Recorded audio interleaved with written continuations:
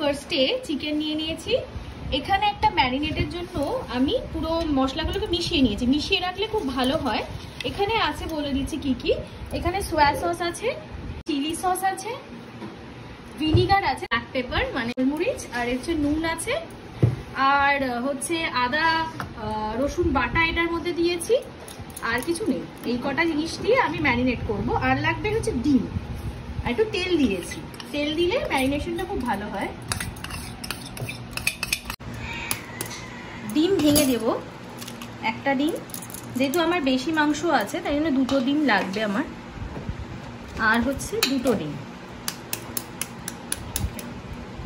এবার হাত দিয়ে, চামচ দিয়ে না, নিজের হাত দিয়ে এটাকে মাখাবেন, কারণ হাতের যে ওয়ার্মথটা থাকে, গরমটা, সেটা দিয়ে চিকেন খুব টেন্ডার হয়।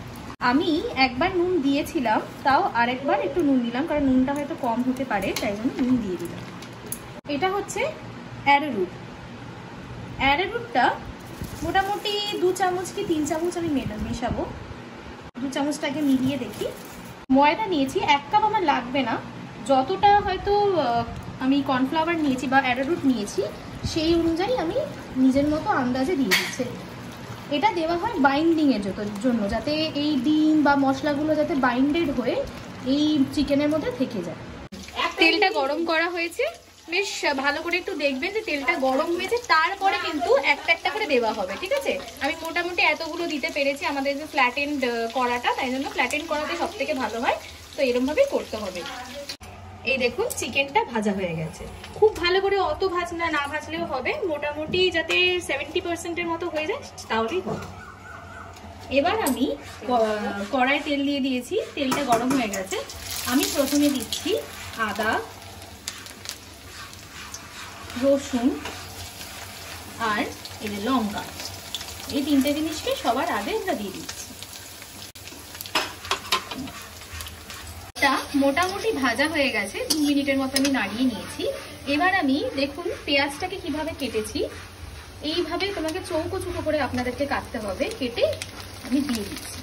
বেশ খানিকটাই পেঁয়াজ, অনেকটাই পেঁয়াজ আমি দিয়েছি, দিয়ে এবার নাড়িয়ে নেব। হাই ফ্লেমে কিন্তু পুরোটাকে করতে হবে। ধরনের সসকে মিক্স করে একটা গ্রেভি টাইপের বানিয়েছি, সেখানে আছে হচ্ছে সোয়া সস আছে, চিলি সস আছে, আর আছে হচ্ছে টমেটো সস, আর হচ্ছে ভিনিগার আছে। এইটাকে আমি এবার মিশিয়ে দিলাম।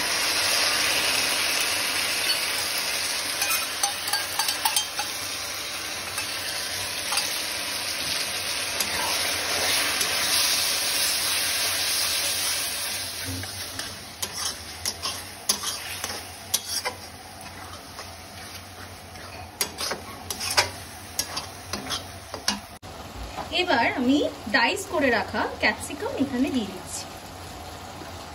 শুকনো লঙ্কাকে আমি ভিজিয়ে রেখেছিলাম, সেটাকে বেটে নিয়েছি, সেই বাটাটাকে এবার দিলাম। চিলি চিকেনে একটু কিন্তু ঝাল হবে। সসে যেহেতু নুন থাকে তাই জন্য একটু অল্প দেখেই আমি নুন দিচ্ছি, কারণ একবার চেখে নিয়েছি, সেখানে দেখলাম মোটামুটি নুন হয়েছে, তাও একটু নুন দিলে ভালো হয়, তাই একটু নুন দিয়ে দিচ্ছি। দেখুন কি সুন্দর একটা কালার এসছে।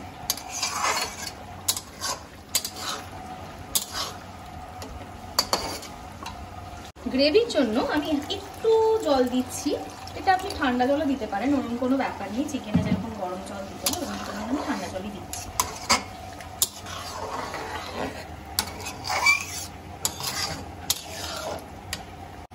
এবার ভেজে রাখা চিকেনগুলোকে সুন্দর করে সাজিয়ে দেব, যাতে গ্রেভির সাথে মিশে যায়, আর গ্রেভিটাও যাতে মানে মশলাগুলো যাতে চিকেনের মধ্যে ঢোকে। চিলি চিকেন একদমই রেডি হয়ে গেছে আমাদের, এবার আমরা নামিয়ে দেবো।